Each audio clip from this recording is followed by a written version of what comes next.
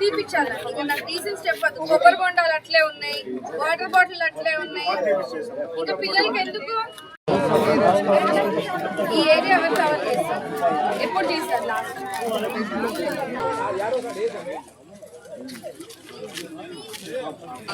వాళ్ళని విజిట్ చేసిన అన్నావు.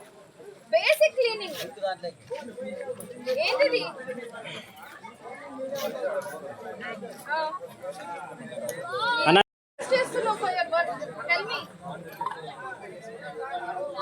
పంచాయతీ అసలు ఇస్తా ఉంటే మీకు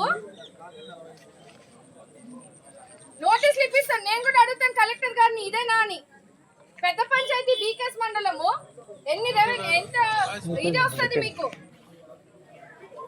ఒక్క నెల క్లీన్ చేసినట్టుందా ఇది? ఒక్క నెల చేయండి. కూటమి ప్రభుత్వం వచ్చి సంవత్సరం